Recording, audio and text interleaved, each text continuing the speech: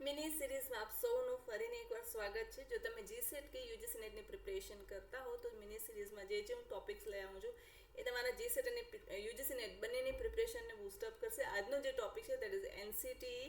આ જે ટોપિક છે તમારા પેપર 1 અને પેપર 2 જો તમારું એજ્યુકેશન હોય તો બંને પેપરના સિલેબસને આ ટોપિક કવર કરે છે. મતલબ કે તમને એનસીટીઈ તમને પેપર 1માં પણ જોવા મળશે અને પેપર 2 એજ્યુકેશનમાં પણ જોવા મળશે.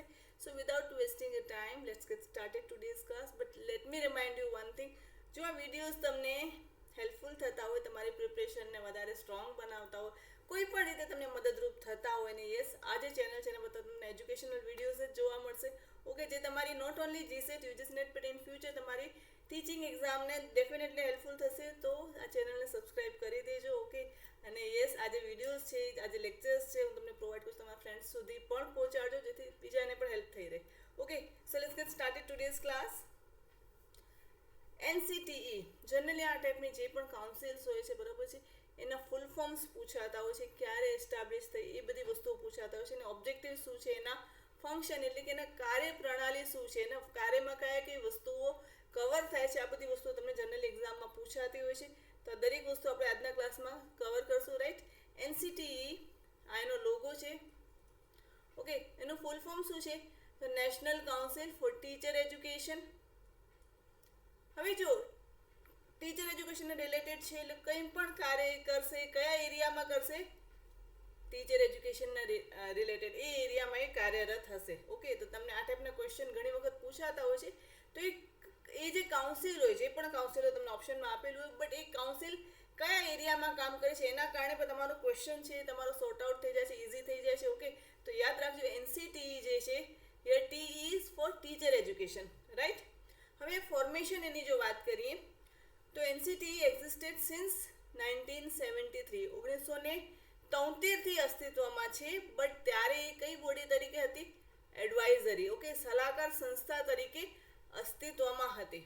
રાઈટ, જે શું કરતી? ઓફકોર્સ એ સમયે પણ એનું કામ એ જ હતું, development and progress of teacher education. Okay, પછી એનું ફોર્મલી સ્ટેચ્યુટરી બોડી તરીકે ક્યારે અસ્તિત્વમાં આવી?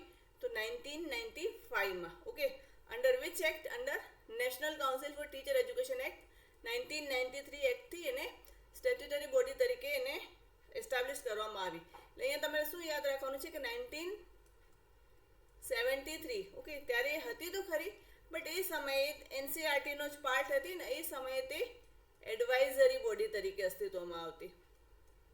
ઓકે, અને 1995માં એ સ્ટેચ્યુટરી બોડી તરીકે અસ્તિત્વમાં આવી. રાઈટ, જો તમને પૂછાતું હોય છે ત્યારે આ વસ્તુ તમારે યાદ રાખવાની. ઇન કેસ જો તમને એ રીતે પૂછાય કે NCTE as an advisory body ક્યારે અસ્તિત્વમાં આવી તો 1973, બટ એની જે સ્થાપના એઝ અ સ્ટેચ્યુટરી બોડી 1995 તરીકે જ ગણવામાં આવે છે. ક્લિયર? હવે આગળ જોઈ લઈએ. હવે જો જ્યારે એડવાઇઝરી બોડી હતી ત્યારે કોનો પાર્ટ હતી? એનસીઆરટી. ઓકે, એ એનસીઆરટીનો પાર્ટ હતી. દેટ મીન્સ કે જે પણ કંઈ વસ્તુઓ કરવાની હોય તો એ દરેક વસ્તુઓ ઓફકોર્સ ટીચર એજ્યુકેશનના રિલેટેડ દરેક વસ્તુઓ કરવાની હોય, બટ એનસીઆરટીના એક એનો અધિકાર, એનો પ્રભુત્વ ડાયરેક્ટ નહોતું, because it was working under NCERT. બરાબર છે, એટલે એનસીઆરટીનો એક પાર્ટ હતો. તેનું જે કંઈ પણ એને કંઈ ચેન્જીસ કરવા હોય, કોઈ નિયમ, કોઈ ધારાધોરણો કંઈ લાગુ પાડવા હોય તો એ જેટલું એને ઇફેક્ટિવલી થવું જોઈએ એ વસ્તુઓ થતી નહીં. ઓકે, એટલે એના જે ઉદ્દેશ્યો હતા એમાં સમહાવ કોઈક રીતે નિષ્ફળ જતું ગયું. ઓકે, પછી 1986માં એનઈપી 1986 આવી ત્યારે એમણે શું કર્યું? એમણે એને મંજૂરી આપી કે હવે આપણે જે એનસીટીઈ છે એને એનસીઆરટીનો પાર્ટ એ તરીકે નહીં, બિકોઝ એ સમયે એડવાઇઝરી બોડી તરીકે હતી જ્યારે એનસીઆરટીનો પાર્ટ હતી. રાઈટ, એનસીઆરટીના પાર્ટમાંથી એને છૂટું પાડી દે, એનસીઆરટીમાંથી એને છૂટું પાડીને એક એને કાયદાની રૂ એક સ્ટેચ્યુટરી બોડી તરીકે સ્થાપિત કરી શકે જેથી એ ટીચર એજ્યુકેશનના એરિયામાં ઇફેક્ટિવલી કાર્ય કરી શકે. ક્લિયર થઈ ગયું? ઓકે, એટલે એનસીઆરટી તો 1961થી અસ્તિત્વમાં હતું. ઓકે, બટ એનો પાર્ટ જ્યારે એનસીટીઈ એનો પાર્ટ બની 1973થી, બટ સમહાવ એનઈપી 1986એ કહ્યું કે નહીં, જો એનો પાર્ટ હશે તો એનો એટલો અધિકાર, એનું પ્રભુત્વ, એની જે એની જ્યુરિડિક્શન છે બરાબર છે એ એટલું બધું નહીં ઇફેક્ટિવ રીતે કામ કરી શકે. તો બેટર છે કે આપણે એને અલગ પાડી શકીએ જેથી જે આપણે ટીચર એજ્યુકેશનના રિલેટેડ કંઈ પણ વસ્તુઓ ચેન્જીસ શકે, રાઈટ. એટલે 1995માં એને છૂટું પાડીને સ્ટેટ્યુટરી બોડી તરીકે સ્થાપિત કરવામાં આવ્યું. આઈ હોપ તમને વસ્તુઓ ક્લિયર થઈ ગઈ હશે. નાઉ મૂવિંગ અહેડ. હવે એનસીટી ઓકે એના મેઇન ઓબ્જેક્ટિવ્સ કયા છે એ જોઈ લઈએ. તો સમગ્ર દેશમાં શિક્ષણ પ્રણાલીનો આયોજિત અને સંકલિત વિકાસ સાધવો. Achieve plan and coordinated development in teacher education area. દરેક વસ્તુઓ કરશે, યાદ રાખજો, but in which area? In teacher education area. Clear? શિક્ષણ પ્રણાલીમાં તેની સાથે જોડાયેલી દરેક બાબતો માટે ધોરણોનું નિયમન કરવું અને એનું જાળવણી કરવી. To regulate and properly maintain norms and standard. Norms અને સ્ટાન્ડર્ડ્સ હોય એને રેગ્યુલેટ કરવા, અને એ રેગ્યુલેટ કર્યા પછી એને પ્રોપરલી મેન્ટેન કરવા. આ બધી વસ્તુઓ ટીચર એજ્યુકેશન એરિયામાં એનસીટી આ દેખરેખ રાખે છે. ઓકે, ત્યાર પછી જો જોઈએ તો જે વ્યક્તિઓને, જે લોકો હોય આસ્પિરન્ટ્સ કે જે લોકોને સ્કૂલ એજ્યુકેશનમાં પોતાનું કરિયર બનાવવું હોય તો એની માટે શાળાઓમાં પૂર્વ પ્રાથમિક, પ્રાથમિક, માધ્યમિક તેમજ ઉચ્ચતર માધ્યમિક તબક્કા, ઓકે, એ ઉપરાંત જોઈએ તો બિનઔપચારિક, અંશકાલીન, ઓકે, અને પુખ્ત શિક્ષણ, જે ડિસ્ટન્સ એજ્યુકેશન હોય છે, કોરસ્પોન્ડન્સ એજ્યુકેશન હોય છે, એડલ્ટ એજ્યુકેશન, બરોબર છે, એ દ્વારા અભ્યાસક્રમોને શીખવવા અને સજ્જ કરવા માટે તાલીમ આપવી. એટલે તમે ટીચર એજ્યુકેશનમાં, ટીચિંગમાં કરિયર બનાવવા માંગતા હો તો અલગ અલગ એરિયાઝમાં એ રીતે હેલ્પફુલ થાય છે અને પોતાની ટ્રેનિંગ લઈ શકે એસ્પિરન્ટ્સ. એની માટે આ વસ્તુઓ દેખરેખ એનસીટીની અંડરમાં આવે છે, રાઈટ. હવે ફંક્શન્સ, એ કામ શું કરે છે અને મેઇન કાર્ય શું છે એ જોઈ લઈએ. શિક્ષણના વિવિધ પાસાઓને લગતા સર્વેક્ષણો હાથ ધરવા, એના અભ્યાસો હાથ ધરવા, અને એ જે અભ્યાસ થઈ જાય, બરોબર છે, એ વસ્તુઓ જે સર્વે થઈ જાય છે એને પ્રકાશિત કરવા. ઘણા બધા મેગેઝિન્સ હોય છે, એમાં આપણે અમુક ડેટા જોતા હોઈએ છીએ. તો આ જે એનસીટી સર્વે કરેલા હોય છે એ પબ્લિક મેગેઝિનમાં એ પબ્લિશ કરતા હોય છે, જેથી આ ડેટા આગળ પણ કોઈને કોઈ રિસર્ચ કરતા હોય અથવા તો આ બધી વસ્તુઓ બીજા લોકોને પણ ખ્યાલ આવે. ઓકે, તેની માટે જે સર્વેક્ષણ થતા હોય છે, એના અભ્યાસ થતા હોય છે, બરાબર, આ બધી વસ્તુઓ મેગેઝિન્સમાં એ પ્રકાશિત કરે છે. એ ઉપરાંત આગળ જોઈએ તો શિક્ષણના ક્ષેત્રમાં યોગ્ય યોજના અને કાર્યક્રમો હાથ ધરવા અને તેના મામલે કેન્દ્ર સરકાર, રાજ્ય સરકાર, યુજીસી અને અન્ય માન્ય સંસ્થાઓને ભલામણ કરવી. બરાબર છે કે જે સેન્ટ્રલ ગવર્મેન્ટ છે, સ્ટેટ ગવર્મેન્ટ છે, યુજીસી છે, ઓકે, આ બધાને શિક્ષણના ક્ષેત્રમાં અલગ અલગ યોજનાઓ કરવી, ઓકે, અને એના કાર્યક્રમો તૈયાર કરવા. બીકોઝ આ બધી વસ્તુઓને એક કામ કહીને એક ટીચિંગ એજ્યુકેશન આખા જે ક્ષેત્ર છે એને ધબકતું રાખવા માટે અવારનવાર એને કાર્યક્રમો થતા હોય છે, સેમિનાર્સ થતા હોય છે. તો એની માટે એ સેન્ટ્રલ ગવર્મેન્ટ, સ્ટેટ ગવર્મેન્ટ અને યુજીસીને ભલામણ કરે છે. એના પછી આગળ જોઈએ તો દેશમાં શિક્ષણ અને એના વિકાસનું સંકલન કરવું અને એનું નિરીક્ષણ કરવું.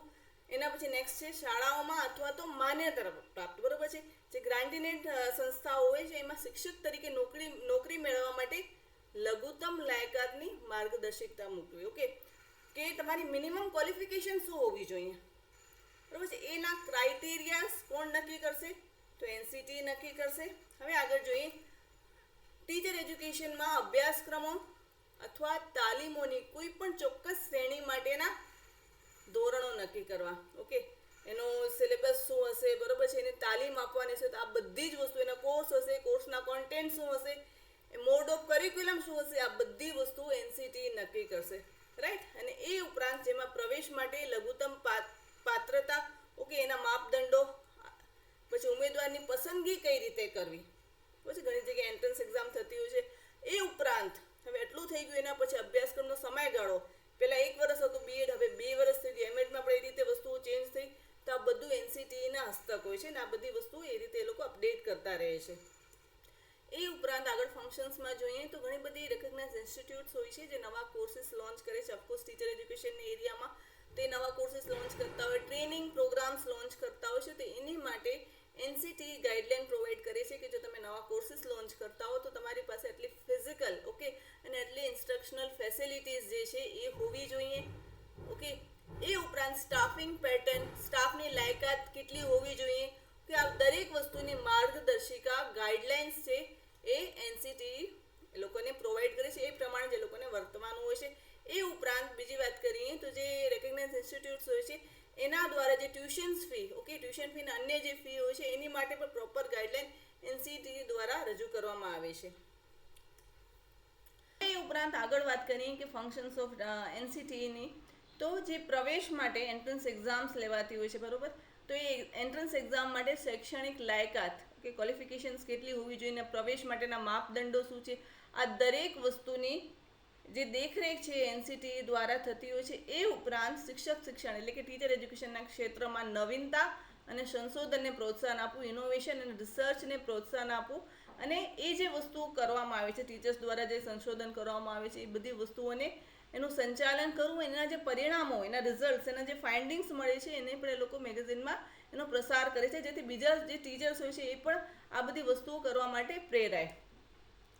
એ પછી ફંક્શન્સમાં આગળ જોઈએ તો અત્યાર સુધી આપણે જોતા આવ્યા કે NCTE છે એ સ્પેસિફિકલી જો આપણે વાત કરીએ ટીચર એજ્યુકેશનના એરિયામાં, તો નોર્મ્સ છે, ગાઈડલાઇન્સ છે, અમુક સ્ટાન્ડર્ડ્સ છે એ મેન્ટેન કરવા માટે જે આખી ગાઈડલાઇન એક માર્ગદર્શિકા સૂચિત કરે છે, તો ત્યાં સુધી જ એનું કામ છે તો નહીં.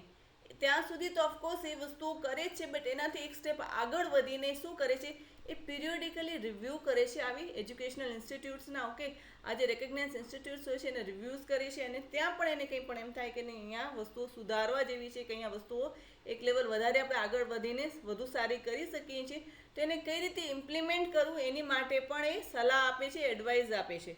ઓકે, પછી જે છે કે આ જે ઇન્સ્ટિટ્યૂટ્સ છે એની અકાઉન્ટેબિલિટી વધારવા માટે શું કરે છે, તો મૂલ્યાંકન, એને અપ્રાઇઝલ કરે છે, એના ધોરણો અને એને કઈ રીતે આ બધી વસ્તુઓ સારી રીતે થઈ શકે એની માટે મિકેનિઝમ વિકસાવે છે. તો આ બધું કાર્ય શેનું છે, NCTEનું છે. એ પછી આગળ જોઈએ ફંક્શનમાં, તો શિક્ષણના વિવિધ સ્તરો માટે યોજનાઓ ઘડવી, એ ઉપરાંત માન્ય સંસ્થાઓની ઓળખ કરવી અને શિક્ષક વિકાસના કાર્યક્રમો માટે નવી સંસ્થાઓની સ્થાપના કરવી. એ ઉપરાંત આગળ વધીએ તો શિક્ષણના એરિયામાં વ્યાપારીકરણ, ઓકે, કમર્શિયલાઇઝેશન, ઓકે, એને પ્રિવેન્ટ કરવા, એને રોકવા માટે જરૂરી પગલાં લેવા, અને એ ઉપરાંત જે કેન્દ્ર સરકાર દ્વારા અમુક કાર્ય જે સોંપવામાં આવે છે એ કાર્યને સારી રીતે ટીચર એજ્યુકેશન એરિયામાં કરે છે. ઓકે, તો આ બધું જે વસ્તુઓ છે એ NCTEના ફંક્શન્સમાં એના કાર્યપ્રણાલીની અંદર આવી જાય છે. હવે એ ઉપરાંત જો તમને બીજી વાત કરીએ તો NCTEની જે 4 રિજનલ ઓફિસ છે, આનામાંથી પણ તમારે એજ્યુકેશનનું જો પેપરની સ્પેસિફિકલી વાત કરું, પેપર 2માં, તો તમારી UGC નેટનો તમે પેપર જોશો, તેમાં તમને આ ક્વેશ્ચન પૂછાયેલું છે, મેચ ધ ફોલોઈંગ છે, અને મિસમેચ કરેલું છે. ઓફકોર્સ એ વસ્તુ તમારે મેચ કરવાની છે, અને આ વસ્તુ તમને પેપર 1માં પણ પૂછાઈ શકે છે. એટલે જે રિજનલ ઓફિસ છે નોર્ધનની, એટલે ઉત્તર સાઈડની રિજનલ ઓફિસ, એનું હેડક્વાર્ટર જયપુરમાં છે. સાઉથની સધર્ન રિજનલ ઓફિસનું હેડક્વાર્ટર બેંગ્લોરમાં છે. ઈસ્ટર્નની ભુવનેશ્વરમાં છે, અને વેસ્ટર્ન જે ઓફિસ છે એનો હેડક્વાર્ટર ક્યાં છે, ભોપાલમાં છે. હવે જે તમને ક્વેશ્ચન પૂછાયેલો GSETમાં 57 ક્વેશ્ચન છે, એટલે મેં અહીંયા યર નથી લખ્યું, બટ 2016 કે 17માં આ ક્વેશ્ચન આવ્યો એવો જોઈએ, બિકોઝ એ સમયે 60 ક્વેશ્ચન પેપર 1માં તમને પૂછાતા. ક્વેશ્ચન શું છે, NCTE is responsible four quality of dash in India. NCTE ભારતમાં ખાલી જગ્યાની ગુણવત્તા માટે જવાબદાર છે. Technical education, teacher education, computer education, અને લાસ્ટ છે કોમર્સ એન્ડ ટ્રેડ એજ્યુકેશન. બહુ જ ઇઝી ક્વેશ્ચન છે. NCTE શેની માટે જવાબદાર છે, તો ટીચર એજ્યુકેશન માટે. એની સાથે આપણે AICTE એ પણ કરેલું, અને એના રિલેટેડ પણ આપણે ક્વેશ્ચન જોયો છે, તો ટેકનિકલ એજ્યુકેશન માટે AICTE આવશે. ઓકે, તો જનરલી આ ટાઈપના ક્વેશ્ચન્સ પૂછાતા હોય છે.